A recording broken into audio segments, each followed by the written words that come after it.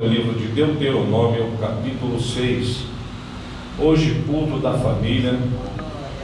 Nada melhor do que falar um pouco de família, né, irmãos? A importância dessa instituição criada por Deus, né, em seu coração, desde o princípio de tudo, né? Deus formou a primeira família, e essa instituição ela é composta pelo esposo, a esposa e sua prole, né, os seus filhos. Hoje, nesse mundo tão turbado que nós vivemos hoje no século 21, aonde a sociedade prega modelos de famílias que fogem totalmente o padrão daquilo que Deus institui. São nossos irmãos, nós os amamos também, mas às vezes, num percalço da vida, nós nos deixamos levar por falsos ensinamentos e falsas visões ideais, né? Mas Deus estabeleceu algo bom para nós, e Ele deu um conselho. Todos encontraram? A partir do versículo 6 diz: e estas palavras que hoje te ordeno estarão no teu coração. Aonde estarão? No teu coração. E as ensinarás a teus filhos, e delas falarás sentado em tua casa. Isso, 6, depois o 7 logo seguido. Vou começar novamente. E estas palavras que hoje te ordeno, no versículo 6, estarão no teu coração, e as ensinarás. Todos encontraram? Amém? No 7 é: e as ensinarás a teus filhos, e delas falarás sentado em tua casa, e andando pelo caminho, ao deitar-te e ao levantar-te. Também as atarás por sinal na tua mão, e te serão por frontais entre os teus olhos, e as escreverás nos umbrais da tua casa e nas tuas portas. Quando, pois, o Senhor teu Deus te introduzir na terra que com juramento prometeu a teus pais Abraão, Isaque e Jacó, que te daria com grandes e boas cidades que tu não edificaste. Versículo 20: quando teu filho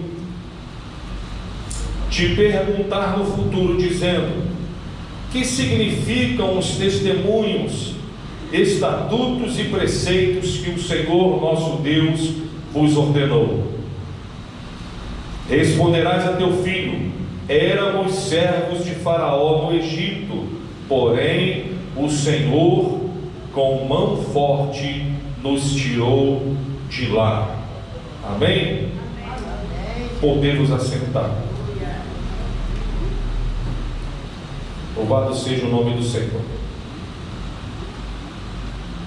Como eu falei desde o início, queridos, a família, ela é uma instituição criada por Deus, e existe uma forma, um formato de família criado pelo Senhor. Nós temos um exemplo muito rico no livro de Joel, que quando o povo de Israel estava em pecado, e Deus manda uma grande praga de gafanhotos para devorar todas as plantações, mandou uma seca também muito grande naquele local, naquele tempo, para chamar a atenção de todo o povo de Israel, porque estavam numa caminhada de pecado, porém a sua vida estava em abastança. Eles tinham o que comer, tinham o que colher, tinham os gados muito bem alimentados, tudo estava muito bom, estava tudo normal, tudo em paz, né? Existia até os ébrios, os bêbados, porque tinha de fartura uma grande quantidade de vinho para se embriagar. Mas Deus manda uma praga de gafanhotos, uma fome sobre o povo de Israel, para chamar a atenção do povo o seguinte: olha, vocês têm gado para oferecer no templo em sacrifício para perdão de pecados, vocês têm riquezas para dar o dízimo todo mês, quando você é chamado para você ir lá para adorar ao Senhor, você tem a abastança do pão sobre a sua mesa, tudo está bem, você tem saúde, há muito bem, há muita felicidade sobre a vida da sua família, tudo está normalizado. Porém, você deixou entrar no seu coração uma religiosidade. Você hoje dá por dar, você está na igreja por estar, você não caminha com Deus porque Ele é Deus, mas talvez por aquilo que Ele possa te dar. Você perdeu a visão, e a primeira pessoa que Deus chama a atenção daquele povo naquela época, meu pastor, são os anciãos, de família, são os líderes das famílias que Ele chama a atenção. Por quê? Porque tinham abandonado os ensinamentos que Deus havia outorgado, como nós lemos aqui. Você deve ensinar o seu filho no caminho que deve andar. Você deve ensinar o seu filho quando você estiver em casa, no seu lazer. Você deve ensinar o filho quando está sentado à roda da mesa. Você deve marcar a sua casa, ou ter coisas que apontem para Cristo, ou apontem para Deus, para dizer que existe um Deus no céu, e que nós precisamos ser remidos dos nossos pecados, e permitir que as nossas famílias não percam as bênçãos de Deus sobre a nossa casa. Hoje as famílias têm perdido, irmãos, as bênçãos de Deus. Por quê? Porque estamos vivendo os dias trabalhosos, quais Paulo ele falou em uma de suas cartas. Estamos muito atarefados, estamos muito preocupados com tantas coisas. Hoje vivemos uma era da tecnologia, irmãos, e da informação. É muita informação ao mesmo tempo que nós recepcionamos e ficamos atarantados, ficamos às vezes meio alienados com tanta coisa que nós absorvemos. É informação na TV, é informação no Face, é informação no WhatsApp, é informação no Instagram, é informação no YouTube, é tantas coisas que nos prendemos a atenção e esquecemos às vezes de dar atenção para as coisas que são importantes. Eu gosto às vezes de reunir lá com a família, todos nós moramos no mesmo quintal. Então às vezes eu falo com os meus cunhados, com as minhas irmãs: olha, vamos nos reunirmos para fazer um almoço entre família. E quando as crianças eram pequenas, as crianças às vezes brigavam, estava aquele movimento todo, mas era um momento família, aonde você se reúne, aonde podemos falar de coisas relacionadas à nossa família e também coisas relacionadas a Deus. Quando a pandemia chegou, a Covid-19, as igrejas estavam fechadas, mas nós fazíamos o nosso culto de família lá todo sábado, porque isso nos uniu mais. Interessante que naquele tempo de Joel, as pessoas perderam tudo naquele momento, estavam passando dificuldades, e o tempo de Joel é muito parecido com o nosso, porque ele fala na escritura de Joel 2 ali, que faltou vinho para os beberrões beberem.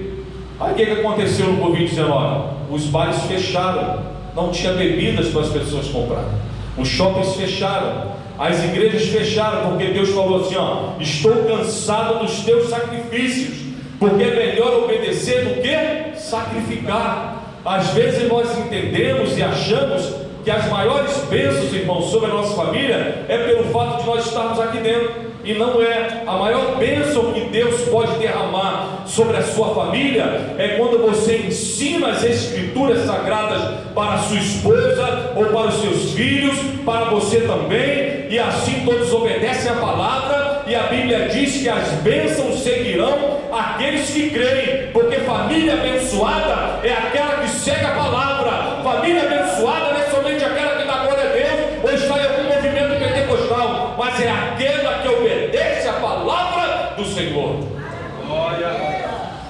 Então ele diz no texto: olha, guardem sempre no seu coração esta palavra. Guardar no coração, irmãos, é aqui, na mente, na cachola. Porque naquele tempo se entendia que o coração era a fonte das emoções. Porque normalmente quando você se comove, às vezes você sente um aperto no coração. Eles entendiam também que era das das entranhas. Então a Bíblia, como ela foi escrita nesse tempo aí, cerca de 4.000 anos atrás, o texto, então eles entendiam que a percepção era pelo coração. Então, mas nós entendemos hoje que é o nosso entendimento. Então eu guardo a palavra do Senhor no meu entendimento para não pecar contra Deus. Então a palavra precisa estar na minha mente. A palavra precisa ter força nas minhas decisões. A palavra precisa ter força quando eu for tomar alguma atitude relacionada à minha família. E a Bíblia fala, irmãos, tão diferente de hoje. Você vai ver em uma das cartas de Paulo que nós devemos usar de autoridade para com nossos filhos. E hoje muitos pais não usam dessa autoridade para com seus filhos. Se o seu filho ele pediu alguma coisa para você e você disse não, e ele começa a espernear, o que você faz? Tá bom, meu filho, ele já ganhou a sua força. Ele já ganhou a sua força. Ele sabe no seu entendimento que toda vez que ele espernear, você vai ceder aquilo que ele está querendo. Porque o filho, queridos, a criança, ela é uma página em branco que você escreve até ele tomar uma estatura e uma consciência para tomar suas próprias decisões com o entendimento. Até então ele está descobrindo os seus limites, e você, pai, e você, mãe, é que vai decidir esses limites do seu filho. Porque quando você fala para ele, não mexa nisso aqui, ele vai lá mexer. Mas não é porque ele é desobediente, é porque ele ainda não conhece os seus limites. E você que vai escrever isso nele. Quando você disser, não coloca a mão, senão vai levar umas palmadas, aí ele vai lá e coloca a mão. Aí essas palmadinhas que você vai dar, não é para espancar também não, é só para discipliná-lo. E ele vai aprender que quando o papai e quando a mamãe falar não, é não. Deus, existe um amor maior do que o de Deus, irmãos? Sim ou não? Não. Ele diz que o amor de Deus é maior ainda do que uma mãe, porque ainda que a mãe esqueça do seu filho, Deus jamais vai esquecer de você. Aí eu te pergunto, Deus fala assim para tudo que você pede? Não, não é. Deus não fala assim para tudo que você pede. Por quê? Porque Deus quer te doutrinar, meu irmão. Deus quer te ensinar. Deus quer te dar aquilo que é o melhor. Às vezes você está precisando, Senhor, aquele dinheiro, né? Tomara que libere lá naquela causa. Você está doido para receber. Aí você recebe às vezes 2, 3 anos depois. Aí Deus, quando libera, aí você fala aquela famosa frase: chegou na hora certa. Oh, glória! É ou não é? Porque Deus sabe a hora certa, o momento certo, irmão, para presentear os seus filhos. E nós pais, irmãos, precisamos ensinar os nossos filhos as suas limitações. As suas limitações precisamos ensinar a todo tempo, enquanto ele estiver debaixo do seu teto. Quem comanda a vida dele, os horários deles, as decisões deles, é você, papai, e você, mamãe, né? Minha filha, quando estava namorando, mesmo já maior de idade, ela começou a chegar um pouquinho tarde. Aí eu chamei ela para conversar. Falei assim, ó, quero que você chegue tal hora. Não, falei, vou chamar só você, porque se continuar, vou chamar também a benção. Ela não é? Chamou o varão também. Então ela passou a seguir aquele devido horário. Telefona para comunicar, saber onde está, se chegou, se não chegou, mesmo maior de idade. Tem muitos pais também que acham, pelo fato que o filho ficou, não, agora ele tem 18 anos, mas está debaixo da sua casa, está debaixo da sua autoridade, é você que sustenta. Então use da sua autoridade, não para dar bronca e dizer, otorgar, pá, não, oriente-o, chame para conversar, explique a ele as consequências dos seus atos, o que isso pode ocasionar, o dano que pode ocasionar nele. Porque às vezes tem muito pai que só dá ordem. Aí o que diz Provérbios? Ensina o menino o quê? Não ouvi. Ensina o menino no caminho. Ele não diz para ensinar o menino o caminho. Ele não aponta, vai por ali. Ele diz para você pegar o menino pela mão e conduzi-lo, ensiná-lo, caminhando com ele. Por isso que ele fala aqui no texto que nós lemos: olha, guardem sempre no coração as leis que eu lhe estou dando hoje, e não deixe de ensiná-los a seus filhos. Não deixe de ensinar. Tem muita gente deixando de ensinar. Repitam essas leis, casa fora de casa, quando deitarem e quando se levantarem, ou seja, quando você estiver no caminho com ele. Palestre com ele, use as oportunidades que você tem. Seu filho está na faculdade, seu filho está no curso, seu filho está em vários lugares, mas naquele momento oportuno que você está conduzindo ele até lá, você pode ensiná-lo: meu filho, cuidado. Então, quando estiver no caminho, fala: meu filho, olha, cuidado com as más amizades. A Bíblia nos alerta que as más conversações corrompem os bons costumes. Estamos perdendo muitos jovens assim, jovens prematuramente, que está conhecendo aquilo que não deveria conhecer antes do tempo, porque às vezes os pais não colocam limite. Eu sempre uso o exemplo lá de casa, né? Aprendi isso também, não foi eu que criei, não. A Bíblia diz que nós devemos vigiar e devemos fugir da aparência do mal. Lá quando o genro começou a frequentar lá o namorado, que era namorado, lá não abre geladeira, lá não deita no sofá, lá não dorme, nada disso. Tem horário para entrar e tem horário para sair. Isso você está cuidando, zelando pela integridade da sua filha. Vai para onde? Está com quem? Vai chegar que hora? Tem que ter isso, irmão, para você zelar pela vida da sua filha. E senta ela e sento ele, que é um casal que eu tenho. Olha, ó, as consequências de você ir por um caminho que não deve ir é você perder a autoridade de você entrar lá no dia do seu casamento, que ela vai casar mês que vem agora, entrar no casamento de véu e grinalda com autoridade, porque está vivendo aquilo que é verdade e não uma hipocrisia. Porque aqueles mesmos convidados que você considera e te convida, quando ela entra pela igreja que não pode usar o véu e o vestido, vão dizer: está usando o branco, mas não é digna de usar. É verdade, não é, irmão? A gente vive numa sociedade hipócrita. Então não venda isso. Sempre orientei a minha filha e também o filho: não venda a autoridade que Deus tem dado a você. Então os pais devem ensinar isso aos filhos, as mães às filhas, os pais aos varões. Mas também não pode desconstruir aquele momento família. Eu não abro mão de um fim de semana todo mundo sentado à mesa. Está lá o filho, a filha, a esposa e o genro. Está sentado lá. E no meio daquela refeição, a gente fala do amor de Deus, a gente fala das coisas do dia a dia, para que a família cresça estruturada. E eu falo para eles: ensine isso também com seus filhos. Porque no Antigo Testamento, queridos, não existia a escrita.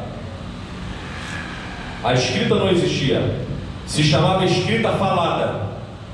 Por que Moisés sabia dos tempos do povo? Porque se falava. Sentava todo mundo, os anciões da família, se assentava na roda, botava os netos, os filhos, e ele ensinava aquilo que ele aprendeu com seus pais. Você vai ver em Gênesis, Caim e Abel ofereceram um sacrifício a Deus. Por quê? Porque certamente Adão os ensinou a fazer aquilo.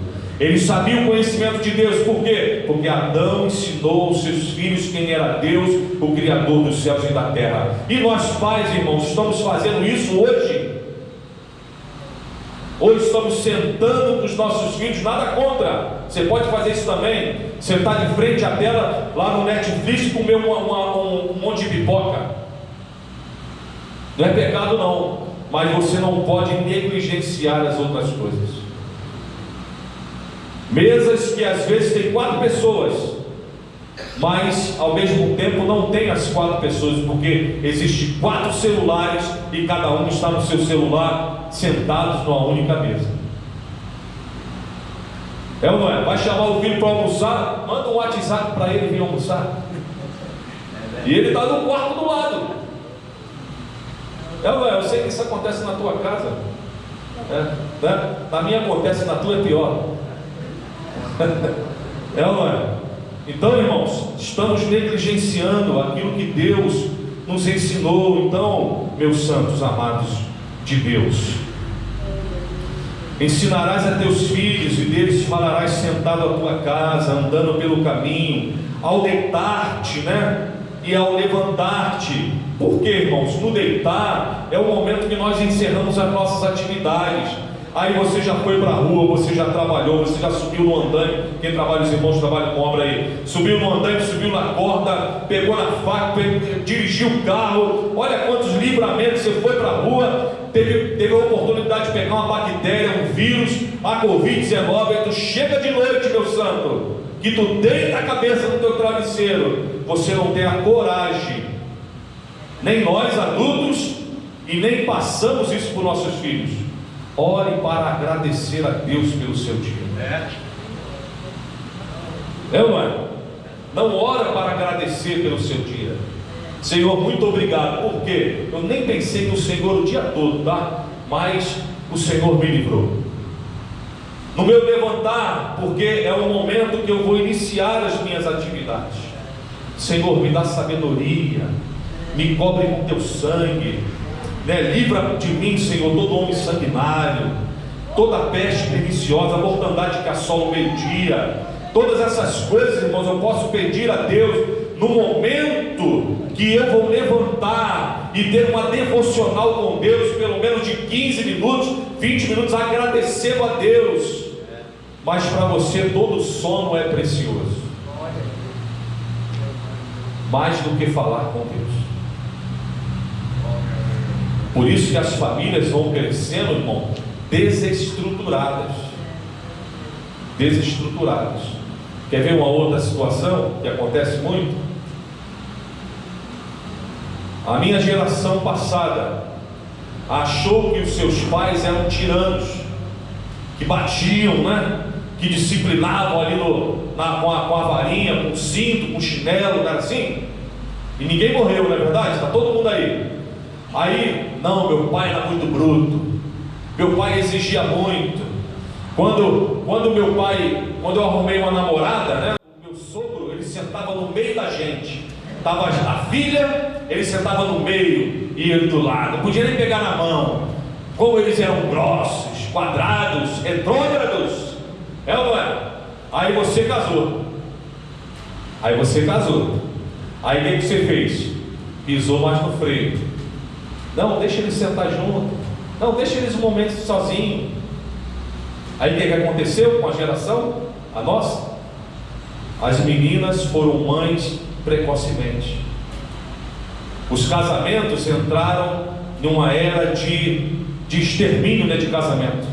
Que casar para quê? Né? Não precisa casar não. Desenfreou tudo. Hoje os velhos são desrespeitados, porque antigamente o mais velho falava: respeita os mais velhos, não era assim?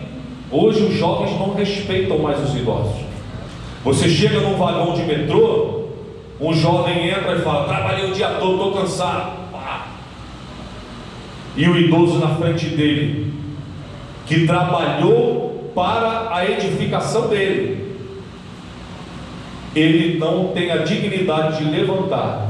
Aí alguém que está dentro do ônibus, que é um corajoso: ô rapaz, sai daí, o idoso sentar.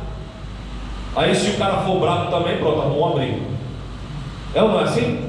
Por quê? Porque os pais não ensinaram, porque foram negligentes, porque no momento que eles deveriam ensinar, não ensinaram. Quer ver uma coisa que eu já presenciei? Tá os primos tudo junto, ali junto, a família reunida, os primos tudo junto. Aí um tem um drops, né, um pacotinho de bala com 10.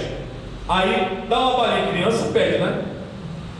Aí, não quero dar não. Aí o irmão fala assim: pede o seu filho para dar uma bala para ele, para aprender a dividir. Ah, mas se ele não quer dar, a bala é dele. Eu já presenciei isso. Está criando um filho egoísta, que só pensa nele. E aquilo, irmãos, que nós plantamos hoje, amanhã você vai colher. Esse mesmo filho que tu ensinou ele a não dividir a bala com o próximo, amanhã ele não vai também te ajudar não, ele vai virar as costas para você. Porque um bom filho será um bom marido. Um bom filho não vai desamparar o seu pai. Vai fazer igual a um texto que tem em Mateus, que Jesus repreende: ó, por que vocês fazem o voto corban, que os filhos pegavam os pais e jogavam no asilo?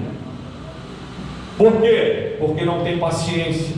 Interessante que o mesmo pai teve paciência com o filho quando era pequenininho. Hoje, quando nós éramos crianças, éramos cuidados pelos nossos pais. Mas amanhã, quem vai cuidar dos seus pais é você. Sim ou não? Então, pais, ensine seus filhos enquanto é tempo. Faça-o chorar do seu lado. Não vai ter, pronto, acabou. Ele vai chorar do seu lado, mas você está do seu lado, está debaixo da tua cobertura. O ruim é amanhã ele ir para o mundo, que vão dizer não para ele, vai fazer uma coisa errada e vão ir contra a vida dele, e quem vai chorar vai ser você. Quantos pais não têm chorado ao lado do cadáver de um filho? Por quê? Porque não ensinou e não usou da sua autoridade quando tinha que usar. Você é responsável pela sua família. Você. E interessante dizer que os filhos são o reflexo dos pais. Pode observar que os filhos são reflexos dos pais. Amém, queridos? Então, não seja negligente, queridos. Ensine os seus filhos no caminho que ele deve andar, no sentar à mesa. E quando ele envelhecer, a Bíblia diz que ele não vai se desviar do caminho, a não ser que ele assim o queira fazer. Mas eu tenho certeza que ele vai sempre lembrar da palavra que foi ensinada. Ele mesmo vai confessar com seus lábios: eu sei que eu estou errado, minha mãe me ensinou, eu estava na igreja, eu sei que estou errado, se eu morrer eu vou ser perdido, né? Vou para o inferno, mas meus pais me ensinaram. Então ele sabe o que é a verdade. Então tenhamos uma família abençoada, irmãos. Ainda há tempo de abençoar as nossas famílias. Fique na paz de Deus. Fique com esta palavra para o teu coração nessa noite, no nome de Jesus. Podemos aplaudir ao Senhor nessa noite?